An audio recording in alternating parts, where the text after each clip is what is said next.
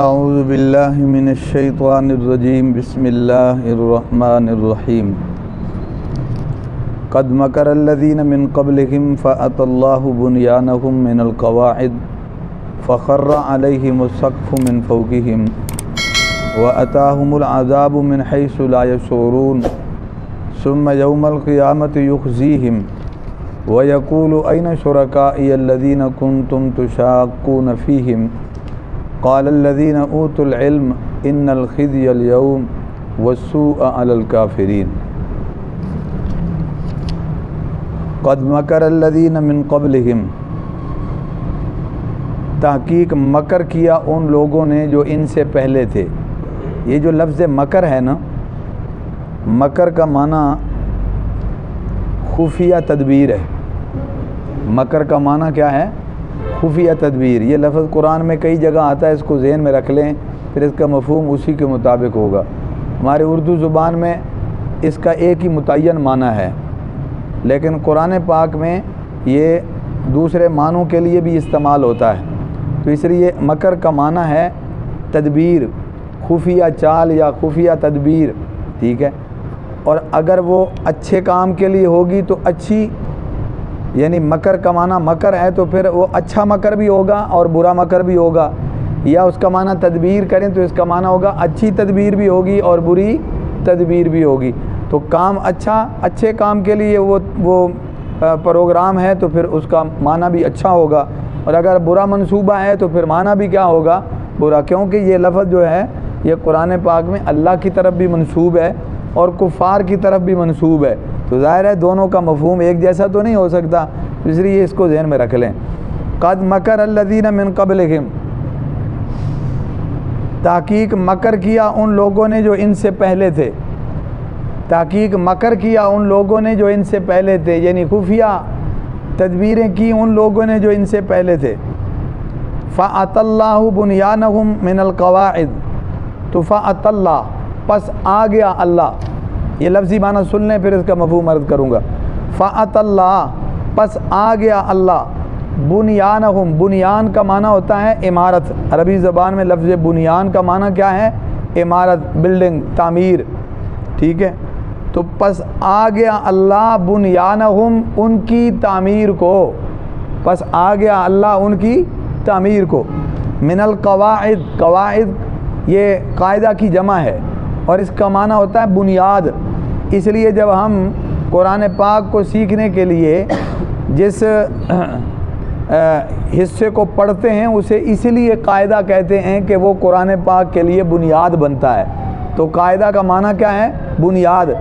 تو ترجمہ بنے گا کہ تحقیق مکر کیا ان لوگوں نے جو ان سے پہلے تھے، فأتی اللہ بنیانہم من القواعد، پس آ گیا اللہ ان کی تعمیر کو، من القواعد، بنیاد سے، پس آ گیا اللہ ان کی تعمیر کو ان کی بنیاد سے، اس کی بنیاد سے۔ تو یہ تو ہے اس کا لفظی معنی کہ پس آ گیا اللہ ان کی تعمیر کو، ان کی بنیاد کو، ان کی بلڈنگ کو، من القواعد، بنیاد سے یا جڑ سے۔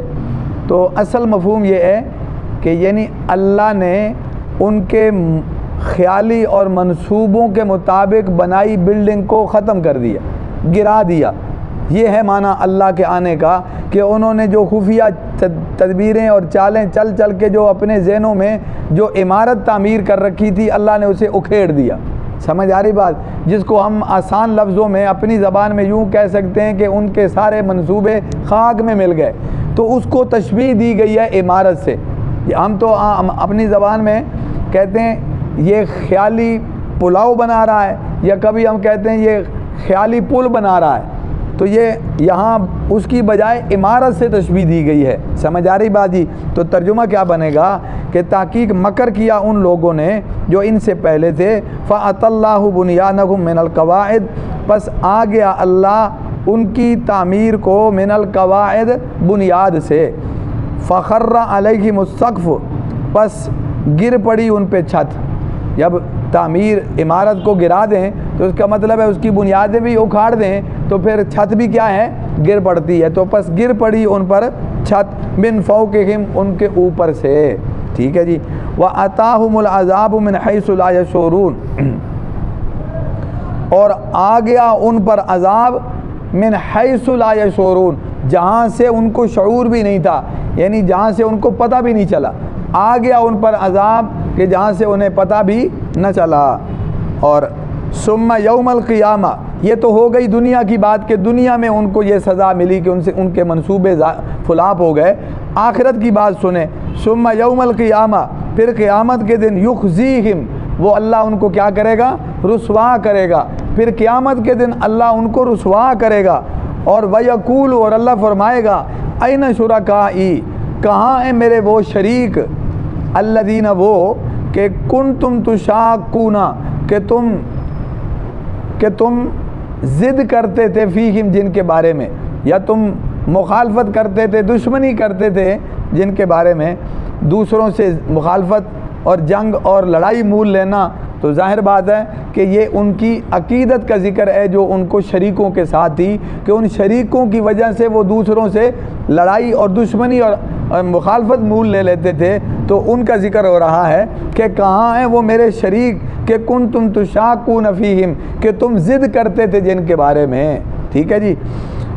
قال الذین اوتوا العلم، تو کہیں گے وہ لوگ جو علم دیے گئے، یعنی علم والے کہیں گے، جہاں اس سے مراد وہی ایمان والے لوگ مراد ہیں، وہ کیا کہیں گے؟ ان الخزي اليوم، بے شک آج کے دن رسوائی ہے، ان الخزي اليوم، بے شک آج کے دن کیا ہے؟ بے شک رسوائی ہے آج کے دن، اور والسوء علی الکافرین، اور برائی ہے کافروں پر، اور برائی ہے یعنی آج ان کا حال اچھا نہیں ہے، ہر اعتبار سے ان کو نقصان ہی نقصان ہو رہا ہے، بے عزتی الگ ہو رہی ہے، اور منصوبے خاک میں مل گئے، اور وہ جو امیدیں باندھ رکھی تھی شریکوں سے کوئی بھی کام نہیں آیا۔ تو یہ سب کے سب یہ اسی کو بیان کرنے کے لیے کہ آج کے دن رسوائی بھی ہے اور جو ہے برائی ہے کافروں پر۔ آ جائے گی سمجھ میں بات جی؟ اس کو مفہومی طور پر پھر ایک دفعہ ذہن نشین فرما لیں کہ نبی کریم صلی اللہ علیہ وسلم کے دور میں جو کفار مشرکین موجود ہیں، یہ بھی کئی تدبیریں چالیں چلتے ہیں دین کو روکنے کے لیے، دین میں رکاوٹ پیدا کرنے کے لیے یہ کئی منصوبے بناتے ہیں۔ تو اللہ فرما رہے ہیں کہ یہ کوئی پہلی دفعہ ہو رہا ہے، ان سے جو پہلے لوگ گزرے ہیں وہ اس سے پہلے بھی منصوبے بناتے رہے، خفیہ تدبیریں کرتے رہے، خفیہ چالیں چلتے رہے دین کی راہ میں رکاوٹیں ڈالنے کے لیے، یعنی اللہ کے پہلے گزرے نبی اور رسولوں کے مقابلے میں دین کو روکنے کے لیے ان سے پہلے گزرے ہوئے لوگ بھی کیا ہیں؟ وہ رکاوٹیں ڈالتے رہے، خفیہ منصوبے بناتے رہے۔ سمجھ آ رہی بات؟ نتیجہ کیا نکلا؟ اللہ کا امر آیا، اللہ کا فیصلہ آیا، اور ان کی ساری عمارت دھڑام سے گر گئی، اور بنیادیں اللہ نے اکھیڑ دیں، اور اوپر چھت گر پڑی، یعنی بالکل صفایا کر دیا ان کے منصوبوں کا، کچھ بھی نہیں بچا، اور کوئی ان کی ایک خواہش اور پروگرام بھی پورا نہیں ہوا۔ تو ایسی جگہ سے اللہ نے ان کو پکڑا جہاں سے ان کو پتہ بھی نہیں چلا۔ تو اب بھی یہ لوگ اپنے آپ کو طاقتور سمجھتے ہیں کہ ہم بڑے جناب سارے مکے کے وارث ہم بنے ہوئے ہیں، روئے زمین پر ہمارا سکہ چلتا ہے۔ تو فرمایا ایسی جگہ سے عذاب آتا ہے، پتہ بھی نہیں چلتا، شعور بھی نہیں ہوتا۔ اور یہ تو دنیا کی بات ہے، قیامت کے دن بھی اللہ جل جلالہ ان کو رسوا کریں گے، یعنی قیامت کے دن بھی سزا ہوگی۔ اور پھر اللہ فرمائیں گے دنیا میں تو بڑے نعرے لگاتے تھے کہ فلانا بخشوا لے گا، فلانا کام آ جائے گا، فلاں بگڑی بنا دے گا، تو اللہ کے ساتھ اوروں کو شریک کرتے تھے۔ اللہ فرمائیں گے لاؤ نا آج میرے وہ شریک کہاں ہیں جن کو تم نے میرا شریک بنا رکھا تھا، تو آج ان کو لاؤ جن کے بارے میں تم اتنے سخت تھے موقف میں کہ تم لوگوں سے لڑ پڑتے تھے، کوئی تمہیں منع کرتا، کوئی تمہیں روکتا، یا ان کے بارے میں کوئی بات کرتا تو تم اس سے لڑ پڑتے۔ تو آج وہ کہاں ہیں جن کے ساتھ تمہاری اتنی عقیدت وابستہ تھی؟ تو علم والے لوگ کہیں گے کہ آج تو ان کے لیے رسوائی ہے، آج تو ان کے لیے ناکامی ہے، اور برائی ہے ان کے لیے۔ کیوں؟ اس لیے کہ نتیجہ صاف نظر آ رہا ہوگا کہ جو کافر اور مشرک ہوگا اس کے لیے بچت کی کوئی راہ نہیں ہوگی۔ سمجھ آ رہی بازی؟ دیکھو ایمان والے کے لیے تو چلو عذاب اور سزا تو یقیناً بہت بڑی چیز ہے اور بہت بھاری چیز ہے، آسان چیز نہیں ہے، لیکن کم از کم ایمان کی وجہ سے وہ امیدوار تو ہے کہ اللہ کسی بہانے سے اس کی بخشش فرما دیں۔ لیکن مشرک اور کافر تو مایوس ہوگا، اس کی تو کوئی راہ نہیں ہوگی۔ تو اس لیے سب ان کا نتیجہ دیکھ لیں گے کہ آج بھائی یہ پکڑے گئے اور ان کے لیے رسوائی اور ناکامی ہے۔ تو یہ اللہ نے ان کا حال بیان کیا۔ ابھی ان کی مزید وضاحت آئے گی کہ یہ جو ناکام ہونے والے، رسوا ہونے والے لوگ، ان کی تفصیل کیا ہے، اگلی آیتوں میں کچھ وضاحت مزید آئے گی، یہاں تک ذہن نشین فرما لیں۔ ہمیشہ سے اللہ کے دین کے مقابلے میں رکاوٹیں ڈالنے والے رہے ہیں، ہمیشہ ایسا رہا ہے۔ کوئی دور دین کی مخالفت سے خالی نہیں گزرا، بلکہ ہمیں قرآن پاک یہ بتاتا ہے کہ جس طرح اکثریت ہمیشہ جاہلوں کی رہی ہے، اکثریت ہمیشہ نافرمانوں کی رہی ہے، تو اس سے پتہ چلتا ہے کہ اکثریت ہمیشہ کافروں کی رہی ہے۔ آج بھی ایسے مکے کے دور میں دیکھ لیں، نبی علیہ السلام کا زمانہ دیکھیں تو آپ کو یہی معلوم ہوگا۔ اس سے پہلے دیکھیں نوح علیہ السلام کی آبادی کتنی اور ایمان والے کتنے، تو شروع سے آخر تک آپ دیکھیں گے تو ہمیشہ آپ کو کفر کا پلڑا، باطل کا پلڑا بھاری نظر آئے گا۔ لیکن اصل معاملہ کیا ہے کہ اللہ حق کے ساتھ ہوتا ہے، کیونکہ حق اللہ کا ہے، تو وہ زیادہ بھی ہوں تو اللہ کو اس کی کوئی پرواہ نہیں رہی۔ جب بھی اللہ نے اپنے نبیوں کو نجات دی، ایمان والوں کو نجات دی، اور اللہ نے ان کا نقصان نہیں ہونے دیا اور ان کو کامیابی دی، کیوں؟ اس لیے کہ جن کے ساتھ اللہ ہے وہی کامیاب ہیں، چاہے وہ تھوڑے ہی کیوں نہ ہوں۔ تو اس لیے نبی علیہ السلام کے دور میں بھی ہمیں یہی ملتا ہے کہ ٹوٹل آبادی کے حساب سے یقیناً تھوڑے لوگ ایمان والے، سمجھ آ رہی بات جی؟ اور پھر اسی طرح آج کے دور میں دیکھیں تو آبادی کہاں 6، 7، 8 ارب تک جا رہی ہے، اور مسلمان کیا ہے 2 ارب ہو جائے گا، 1.5 ارب تو جو اتھینٹک ہے، لیکن 2 ارب ہو جائے گا، تو کیا ہے کہاں 8 ارب اور کہاں 2 ارب، سمجھ آ رہی بات؟ تو اس اعتبار سے اب بھی یہی تناسب ہے۔ لیکن حق والے اس لیے گھبراتے نہیں ہیں کہ وہ اللہ ان کے ساتھ ہے، وہ حق پر ہیں تو پھر اللہ کی مدد بھی ان کو حاصل ہوگی، اللہ کی رضا بھی ان کو حاصل ہوگی، پھر انہیں پریشان ہونے کی ضرورت نہیں۔ اللہ جب ان کو غلبہ دینا چاہے، فتح اور کامیابی دینا چاہے، تو پھر تھوڑی تعداد کا مسئلہ رکاوٹ نہیں ہے، تھوڑے اسباب کا مسئلہ بھی رکاوٹ نہیں ہے۔ اللہ کوئی اسباب کا محتاج تھوڑا ہی ہے، اللہ تو ہتھیاروں کا محتاج تھوڑا ہے۔ تو اللہ چاہے فرشتے بھیج دے، فرشتے بھی نہ بھیجے، اللہ کن سے مدد فرما دے تو اس کو کوئی محتاجی نہیں ہے۔ تو اس لیے قرآن یہ بتا رہا ہے کہ اس سے پہلے بھی یہ تاریخ ایسے ہی گزری ہے کہ ہمیشہ حق کے راہ میں رکاوٹیں ڈالنے والے منصوبے بناتے رہے، خفیہ چالیں چلتے رہے، تدبیریں کرتے رہے، سمجھ آ رہی بات جی؟ تو پھر کیا ہوا؟ انہوں نے اپنے خیالات اور منصوبوں سے ایک بلڈنگ تعمیر کر لی، یعنی پورا وہ نہ ایک خاکہ بنا لیتے ہیں، منصوبہ بنا لیتے ہیں کہ یہ کریں گے، وہ کریں گے، یہ ہوگا، وہ ہوگا، ان کو یہاں سے بھی نکال دیں گے، وہاں سے بھی نکال دیں گے، اور ان کو بس ختم کر دیں گے۔ تو ایک لمبا چوڑا منصوبہ، پوری عمارت تعمیر کر دی منصوبوں کی۔ تو جب اللہ جل جلالہ ان کے منصوبوں کو خاک میں ملانے پر آتے ہیں تو جیسے کوئی عمارت ہو تو دیکھیں تو بہت بڑی لگتی ہے کہ کتنے کمرے، کتنے حصے، اور کتنی اس کی منزلیں، اور کتنی اس کے پلر اور مضبوطی، لیکن جب اکھاڑی جائے تو پتہ چلتا ہے کہ زمین کے برابر ہے، اس کا نام و نشان نہیں رہتا جب اسے اکھاڑ دیا جائے۔ تو اللہ بھی فرما رہے ہیں کہ ہم بھی ایسے ہی کرتے ہیں کہ جب کوئی یہ خفیہ چالیں چلنے والے دین کی راہ میں رکاوٹ ڈالتے ہیں تو پھر ہم جب اسے ان کے منصوبوں کو خاک میں ملانے پر آ جاتے ہیں تو پھر بلڈنگ جڑ سے اکھاڑ دیتے ہیں، سمجھ آ رہی بات؟ پھر چھتیں گر پڑتی ہیں اور ملیا میٹ ہو جاتے ہیں ان کے منصوبے، اور جیسے کوئی عمارت گرا کے بالکل زمین بوس کر دی جائے اور برابر کر دی جائے اور اس کا نام و نشان مٹ جائے کہ یہاں کوئی عمارت تھی بھی صحیح کہ نہیں، تو ہم بھی ان کے منصوبے ایسے خاک میں ملا دیتے ہیں کہ دور دور تک نسل در نسل بھی وہ ایسا نہیں سوچ سکتے کہ ہم ایسا کریں گے۔ دیکھو اس کی مثال لے لیں، نبی علیہ السلام مکے میں، آپ حق کی آواز بلند فرماتے ہیں اور توحید کی دعوت دیتے ہیں، کلمہ حق کی دعوت دیتے ہیں، تو مقابلے میں کتنی طاقتور لوگ ہیں، سردار ہیں، قبیلے ہیں، سمجھی پیسے والے لوگ ہیں اور اولادوں والے لوگ ہیں، کتنی مخالفت کی، دل کرتا ہے جس کو دل کرتا ہے لٹا دیتے ہیں اور مارتے ہیں اور ظلم کرتے ہیں، زبان بندی کی کوشش کرتے ہیں، حتیٰ کہ قتل بھی کر دیتے ہیں، شہادتیں ہو جاتی ہیں۔ منصوبے دماغ میں کیا ہے؟ ہم یہ آواز نہیں نکلنے دیں گے، ہم یہ بات آگے نہیں پھیلنے دیں گے، جو نام لے گا اسے ختم کر دیں گے۔ منصوبہ تو یہی ہے کہ یہ جناب آباء و اجداد سے ہٹ کر یہ دین پیش کیا جا رہا ہے۔ تو ان کے ذہن میں یہ تھا کہ مکے کی آواز ہے اور وہ بھی ہمارے خاندان کی آواز ہے، یہیں دب جائے گی۔ لیکن اللہ جب مدد کرنے والے ہیں تو نتیجہ کیا نکلا؟ مکے میں بھی وہ آواز پھیلی اور لوگ ایمان لائے، لیکن مکے سے باہر حبشے تک بھی وہ آواز گئی، پھر وہاں سے نکل کر مدینے تک بھی وہ آواز گئی، پھر وہ وقت بھی آیا کہ آپ نے خطوط لکھے اور پوری دنیا تک وہ آواز گئی، پھر وہ وقت آیا کہ لوگ حج پر آئے تو سب تک وہ آواز گئی، گویا پوری دنیا تک پھیلی، جسے وہ روکتے تھے۔ پھر اس کے بارے میں اللہ نے قرآن میں یہ فرمایا نا کہ واللہ متم نوری، اللہ اس نور کو، اس دین حق کو پورا کر کے چھوڑے گا، اس دین کے چراغ کو پوری طرح اللہ روشن کر کے چھوڑے گا۔ اللہ نے روشن کیا یا نہیں کیا؟ اور پھر وہی دین تھا کہ جس کی ابتدائی آواز کو وہ کمزور سمجھ کر دبانے کی کوشش کرتے رہے۔ ایک وہ وقت آیا کہ اسی مکے میں کھڑے ہو کے اللہ کے نبی نے اعلان فرمایا الیوم اکملت لکم دینکم، جس دین کو تم روکنے کی کوشش کرتے رہے ہو آج وہ دین کیا ہو گیا ہے؟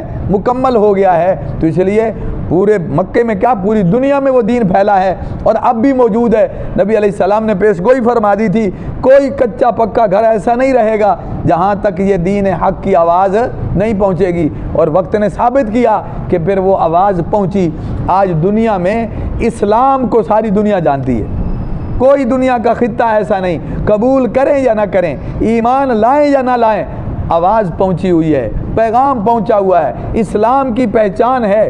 شاید پاکستان کو پوری دنیا میں کوئی جانتا ہو نہ جانتا ہو، اسلام کو پوری دنیا میں جانتے ہیں۔ سمجھ آ رہی بات ہی؟ تو اس لیے اللہ جل جلالہ جب مدد کرنے پر آئیں تو پھر جناب والا منصوبے دور دور تک جناب ان کے خاک میں مل جاتے ہیں۔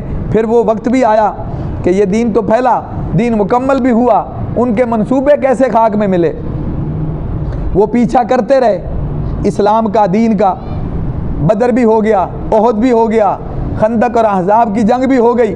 پھر اس کے بعد جب اللہ کا حکم آیا، پانسا پلٹا، تو پھر وہ لوگ جو مدینے میں رہ کے یہودی لوگ شرارتیں کرتے تھے، پھر مدینے سے ان کو نکالا یا نہیں نکالا؟ وہ گئے خیبر میں، وہاں انہوں نے پڑاؤ کیا، وہاں سے بھی ان کو نکالا یا نہیں نکالا؟ بلکہ اس سے بڑھ کر اللہ کے نبی کی آواز کیا تھی کہ ان کو جزیرہ عرب سے ہی نکال دو۔ کوئی سوچ سکتا تھا کہ اسلام کی آواز اتنی طاقتور ہو جائے گی کہ جس کو ہم مکے میں دبانے پہ لگے ہوئے تھے وہ اتنی پھیلے گی کہ تمہارا جینا مشکل ہو جائے گا، تم اس کا کیا رستہ روکو گے؟ تو مدینے میں یہودیوں کا رہنا مشکل ہو گیا، خیبر میں ان کا رہنا کیا ہو گیا؟ مشکل ہو گیا۔ جہاں بھی رہیں گے اب ماتحت بن کے رہیں گے اور بندے کے بچے بن کے رہیں گے۔ اب ان کی طاقت پاش پاش ہو گئی۔ پھر اس کے بعد نبی کریم صلی اللہ علیہ وسلم نے واضح طور پہ بتایا کہ یہ کسرا یہ ہلاک ہوگا تو پھر اس کے بعد کسرا نہیں ہوگا، اسی طرح کیسر یہ ختم ہوگا تو پھر اس کے بعد یہ سلسلہ، یعنی مشرقی اور مغربی دونوں طاقتیں ختم ہو گئیں۔ آنے والے وقت نے ثابت کیا کہ اسلام کی ٹھوکر سے یہ دونوں طاقتیں بھی کیا ہے؟ زمین بوس ہو گئیں۔ نہ اس کے بعد کیسر رہا، نہ کسرا رہا، نہ فارس رہا، نہ روم رہا، تو سب کے سب کیا ہو گئے؟ وہ زیر نگیں ہو گئے۔ اور اس سے آگے بڑھ کر چلیں، پھر مکے میں پہنچے تو مکہ بھی کیا ہوا ہے؟ فتح ہوا ہے۔ پھر طائف تک، وہی طائف جہاں آپ دعوت لے کر گئے تھے تو انہوں نے آپ کی دعوت کو قبول تو کیا ہی نہیں، الٹا مذاق بھی اڑایا۔ آنے والے وقت نے ثابت کیا کہ وہ طائف بھی کیا ہے؟ وہ بھی زیر نگیں ہوا اور لوگ ایمان لے آئے اور ماتحتی قبول کر لی گئی۔ تو غرض یہ کہ اللہ نے جب مدد فرمائی تو ان کے منصوبے ایسے خاک میں مل گئے کہ جن کے 70 سردار بدر میں مر گئے، اب تو وہ دوبارہ سوچیں گے کہ جناب والا ہم ان پہ غلبہ پالیں اور ان پہ قابو پالیں، اور رفتہ رفتہ کمزور ہوتے چلے گئے۔ پھر وہ وقت آیا کہ مکے میں جب وہ بیٹھے ہوئے تھے مجرم بن کے، تو نبی کریم صلی اللہ علیہ وسلم نے فرمایا آج میں تمہارے ساتھ کیا معاملہ کروں گا، کیا برتاؤ ہونا چاہیے؟ تو انہوں نے کیا کہا تھا؟ آپ فاتح ہیں، آپ کی مرضی ہے، ہمیں آپ سے یہی توقع ہے کہ آپ رحم فرمائیں گے۔ تو کہاں وہ طاقتیں اور وہ چیلنج؟ جناب بیت اللہ کی چابی نہیں دیتے تھے، طواف نہیں کرنے دیتے تھے، اور آج چابی کا اختیار نبی علیہ السلام کے پاس ہے۔ آج آپ کی مرضی ہے، وہ آنے دیں تو ٹھیک ہے، روک دیں تو آ نہیں سکتے۔ جس کو چاہیں اور فرمائیں اخرج فلاں، چلو نکل جا فلانے، فرمائیں فلانے کو قتل کر دو، مجال ہے کہ کوئی ذرا برابر بھی اس سے انحراف ہو جائے۔ تو یہ سب اسلام کی شان و شوکت اللہ نے دکھائی ہے، اور پھر اس وقت تک قیامت نہیں آئے گی جب تک یہ شان و شوکت دوبارہ ہوگی نہیں، دوبارہ دین کا غلبہ ہوگا۔ اللہ جل جلالہ یہ دور دوبارہ نصیب فرمائیں گے، اس کے بعد ہی قیامت ہوگی۔ تو اس لیے جب حق پر ہیں تو پھر اس سے گھبرانا نہیں چاہیے اور کمزوری محسوس بھی نہیں کرنی چاہیے کہ ہم جب حق پر ہیں تو پھر اللہ کی مدد بھی ہمارے ساتھ ہے۔ تو فرمایا یہ منصوبے اس سے پہلے بھی بنتے رہے، اللہ نے ان کے منصوبوں اور ان کے پروگراموں کی عمارتوں کو جڑ سے اکھاڑ پھینکا اور چھتیں ان کی گر گئیں، یعنی مطلب یہ کہ اللہ کا حکم آ گیا اور ان کے منصوبے خاک میں مل گئے. سمجھ آ رہی بات جی؟ اور پھر اللہ کا عذاب ایسی جگہ سے آیا جہاں سے ان کو شعور بھی نہیں تھا. اس مکے میں تو وہ جس کو چاہتے تھے قتل کر دیتے تھے. سوچ سکتے تھے کہ ہمیں اتنی مار پڑے گی کہ ہم اتنے کمزور ہو جائیں گے کہ جناب قیدی بن جائیں گے یا جناب ماتحت ہو جائیں گے یا ان سے پوچھ کے چلنا پڑے گا؟ تو یہ یقیناً اللہ کی مدد کے نتیجے میں ہے, اللہ کی نصرت کے نتیجے میں ہے. تو جب اللہ پکڑتا ہے ایسی جگہ سے پکڑتا ہے جہاں سے شعور بھی نہیں ہوتا کہ یہ بھی جگہ ہو سکتی ہے جہاں بھی ہم مر سکتے تھے. سمجھ آ رہی بات؟ کہتے ہیں نا میری کشتی وہاں ڈوبی جہاں پانی کم تھا. کم پانی میں کشتی ڈوبنے کا امکان بھی نہیں ہوتا, لیکن اللہ جب ڈبونے پر آئے تو وہ اس جگہ پہ ہلاک کرتا ہے جہاں پہ توقع بھی نہیں ہوتی. سمجھ آ رہی بات جی؟ تو ثم یوم القیامت یخزیہم, یہ تو دنیا کی رسوائی ہے, آخرت میں بھی عذاب ہوگا, رسوائی ان کا مقدر ہوگی. پھر اللہ فرمائیں گے جن شریکوں پر تم بڑے اعتبار کرتے تھے کہ یہ ہماری بگڑی بنائیں گے, ہمارے مشکل کشائی کریں گے, آج لاؤ نا میرے مقابلے میں, میری تو حکومت چل رہی ہے, میں تو اپنا اقتدار اور قوت اور طاقت دکھا رہا ہوں, آج میں حساب لوں گا. آج اگر ہے کوئی تمہارے شریک تو نہ کہو بچا لو, دو نا آواز انہیں بلاؤ آج. تو اللہ جل جلالہ وہاں پہ یہ آواز دیں. پھر علم والے کہیں گے کہ ان الخزي اليوم والسوء على الكافرين, جو دیکھ رہے ہوں گے ان ایمان والوں کو سمجھ آ جائے گی کہ یقیناً اللہ کی مدد تو ہمارے ساتھ ہے, ہم حق پر ہیں اور یہ کیا ہیں, یہ باطل پر ہیں. تو ان کی رسوائی, ان کی ناکامی, ان کی ذلت اہل ایمان کے سامنے ہوگی. تو سب کو ان کا انجام نظر آ رہا ہوگا اور خود ان کو بھی نظر آ رہا ہوگا کہ ہم پھنس چکے ہیں اور ہمارے بچنے کی اب کوئی راہ نہیں ہے. اللہ سے دعا ہے اللہ خاتمہ ایمان پر فرمائے, کفر اور شرک سے اللہ ہم سب کو محفوظ فرمائے. صدق اللہ العظیم.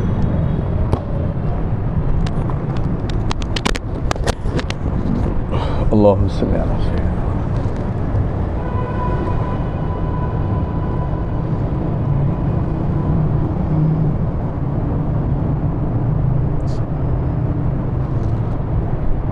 ربنا تقبل منا انک انت السمیع العلیم.